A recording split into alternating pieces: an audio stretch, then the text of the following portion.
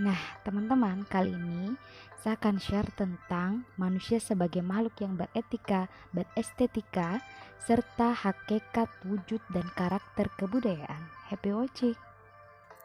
Bagaimana sih manusia sebagai makhluk yang beretika dan berestetika? Berikut penjelasannya. Namun terlebih dahulu, kita harus tahu hakikat manusia sebagai makhluk berbudaya.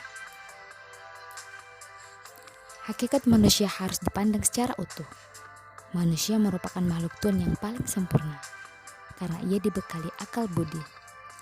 Manusia memiliki harkat dan derajat yang tinggi.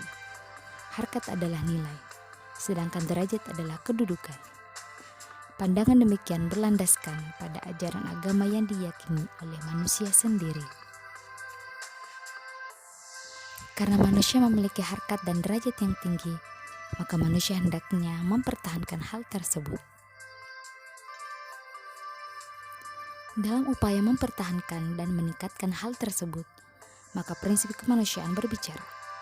Prinsip kemanusiaan mengandung arti adanya penghargaan dan penghormatan terhadap harkat dan martabat manusia yang luhur itu. Semua manusia adalah luhur. Karena itu, manusia tidak harus dibedakan perlakuannya hanya karena perbedaan suku, ras, keyakinan, status sosial ekonomi, asal-usul, dan sebagainya. Bagaimana sih manusia sebagai makhluk yang beretika? Berikut penjelasannya. Etika berasal dari bahasa Yunani kuno etikos, yang berarti timbul kebiasaan, untuk mempelajari kualitas yang standar dan penilaian moral. Etika diperlukan untuk mencari tahu apa yang seharusnya dilakukan oleh manusia. Etika mencakup analisis dan penerapan konsep seperti benar, salah, baik, buruk, dan bertanggung jawab. Etika melihat dari sudut baik dan buruk terhadap perbuatan manusia. Menurut para ahli, etika adalah aturan perilaku, adat kebiasaan manusia dalam pergaulan antara sesamanya, serta menegaskan yang baik dan yang buruk.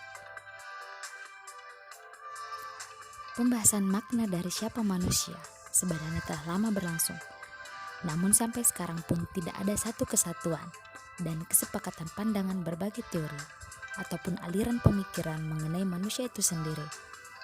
Kadangkala studi tentang manusia ini tidak utuh, karena studi pandangannya memang berbeda. Antropologi fisik misalnya, memandang manusia hanya dari segi fisik material semata, sementara antropologi budaya mencoba meneliti manusia dari aspek budayanya. Sepertinya, manusia sendiri tak henti-hentinya memikirkan dirinya sendiri dan mencari jawaban akan apa, dari mana, dan mau kemana manusia itu. Agar dapat dipahami tentang hakikat manusia secara utuh, ada beberapa pendapat atau pandangan tentang manusia itu. Yang pertama, aliran materialisme. Aliran ini memandang manusia sebagai kumpulan dari organ tubuh, zat kimia, dan unsur biologis yang semuanya itu terdiri dari zat dan materi. Berikutnya adalah aliran spiritualisme. Aliran ini berpandangan hakikat manusia adalah ruh atau jiwa, sedang zat atau materi adalah manifestasi dari ruh atau jiwa. Aliran ini berpandangan bahwa ruh lebih berharga atau lebih tinggi nilainya dari materi. Berikutnya, aliran dualisme. Aliran ini menganggap bahwa manusia pada hakikatnya terdiri dari dua substansi, yaitu jasmani dan rohani, badan dan ruh. Kedua substansi ini masing-masing merupakan unsur asal yang adanya tidak tergantung satu sama lain. Menurut Murtadlo Muntahari, manusia adalah makhluk serba dimensi. Hal ini dapat dilihat dari dimensi pertama. Secara fisik, manusia hampir sama dengan hewan yang membutuhkan makan, minum, istirahat, dan menikah supaya ia dapat tumbuh dan berkembang.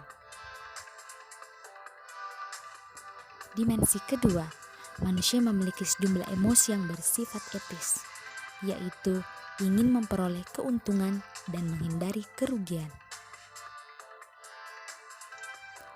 Dimensi keempat, manusia memiliki dorongan untuk menyembah Tuhan. Dimensi kelima, manusia memiliki kemampuan dan kekuatan yang berlipat ganda karena ia dikaruniai akal, pikiran, dan kehendak bebas, sehingga ia mampu menahan hawa nafsu dan menciptakan keseimbangan dalam hidupnya. Dimensi terakhir, keenam, manusia mampu mengenal dirinya. Demikianlah Didu kelas kali ini.